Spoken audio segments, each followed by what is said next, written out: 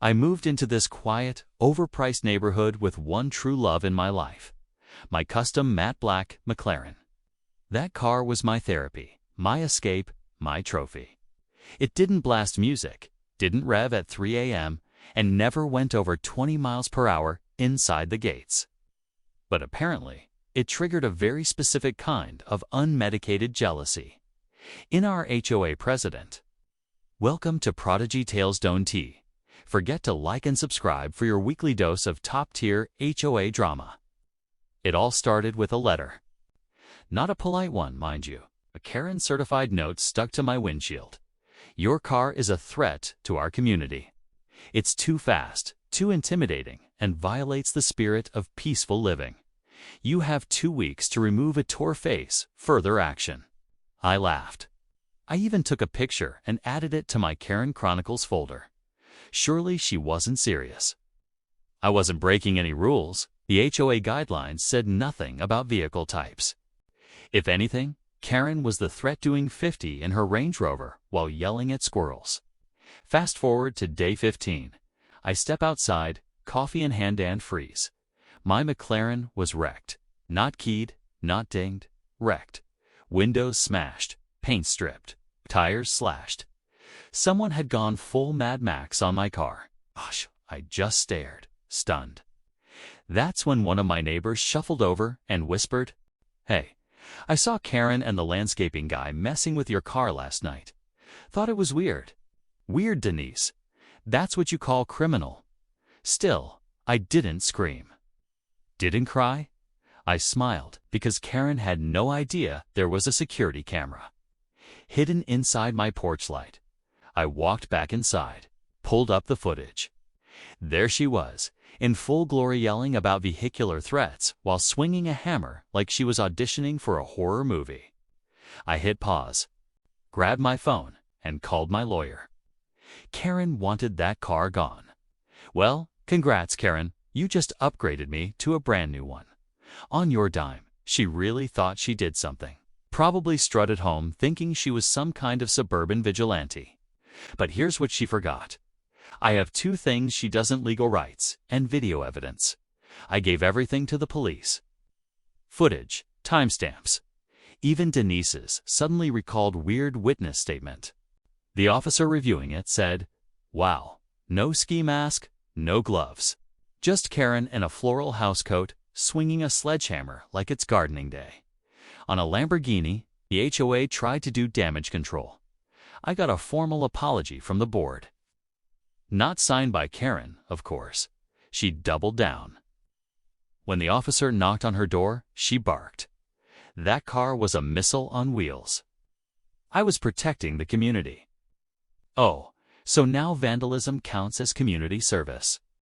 She even cited child safety, saying my car was a temptation to speed. That's like blaming a blender for a bad haircut. She tried to weaponize the HOA handbook, but there was nothing in there banning specific vehicles. I read it twice, just to be petty. Even highlighted sections and emailed the board with the subject line: Karen's favorite fictional rules, annotated edition. When we reached the civil suit stage, my case was airtight. Property damage, trespassing, harassment, defamation thanks to her HOA-wide emails labeling me a reckless speed demon. My lawyer was salivating. Karen showed up to court with a clipboard, a bad attitude, and no lawyer. Just a stack of blurry photos of my car parked legally. I almost felt bad. Almost. The judge asked, "Miss Karen, are you admitting to damaging the plaintiff's car?" She responded, "I did what the HOA should have done months ago." Silence. The kind that tastes like victory. One more hearing, and the ruling was final. Karen waddled into court with the same confidence she had swinging that hammer, like she expected the judge to thank her for neighborhood safety enforcement. Meanwhile, I sat calm, collected, sipping court-approved water like it was a $400 bottle of champagne. I'd soon be billing her for. My lawyer kicked things off with a slideshow. First slide. A high-res still of Karen mid-swing, hammer raised like a deranged DIY host. The judge raised one eyebrow. The gallery murmured. Karen fake coughed, like that would cancel reality. Then came the emails. Oh yes, Karen had spammed the entire HOA, claiming I was a public menace, a dangerous street racer, and my personal favorite, the Fast and the Furious embarrassment. My lawyer printed them all on glossy paper just for flair. Karen yelled, "That's out of context." The judge replied, "Ma'am, it's your email." When it was her turn, she doubled down again. That car was a threat to every child within 5 blocks. That kind of horsepower shouldn't be allowed near families. The judge asked, "So you destroyed it?" She replied, "I neutralized it." Even the court reporter stopped typing. Then came my turn. I calmly explained that the car had never gone over 20 miles per hour. I had decibel logs, GPS logs, and neighbor testimony to prove it. Basically, I ran a full Mythbusters on her claims. When closing arguments wrapped, the judge sighed and leaned back. This is one of the more unusual cases I've seen, but the evidence is overwhelming. He looked at Karen. "Miss Karen, you are liable for full damages." Karen blinked. "Wait, what?" "You will pay for the destruction of the vehicle, including upgrades, court fees, and a harassment fine." Her jaw hit the table. Meanwhile, I smiled, because I had already ordered the new McLaren. 2 weeks later, it arrived. Same model, same matte black. But now it had custom red calipers and, thanks Karen, stitched into the leather headrests. Subtle, no, satisfying, beyond words. Karen, meanwhile, was entering financial hell. Replacing my car cost her nearly $300,000 damages, legal fees, the fine.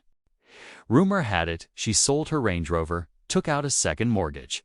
Her husband left the HOA board, and her poodle developed stress-induced alopecia. Karma was working overtime. I drove my new McLaren through the neighborhood at exactly 10 miles per hour, with a speaker playing the Curb Your Enthusiasm theme. Karen stood frozen on her lawn, watering her roses with a dead-eyed stare, watching me roll by like the final boss in a video game she absolutely failed to beat.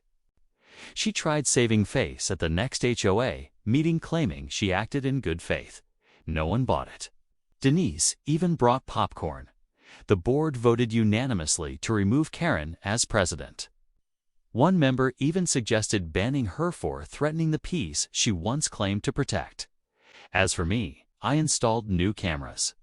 Karen never walked within 10 feet of my property again. She avoids eye contact like I'm Medusa driving a luxury serpent. Oh, and that original complaint letter. Framed, hanging in my garage, right next to the still shot of her swinging the hammer. Sometimes I just sit in the car, admiring the leather, the craftsmanship, and the court receipt.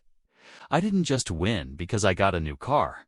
I won because I reminded everyone, HOA president isn't judge, jury, and executioner. And if you try to destroy someone's property over imaginary rules, you just might lose everything over a grudge against a gear shift. The end. Like and subscribe for more HOA showdowns. Do you think Karen got what she deserved? Drop a comment below.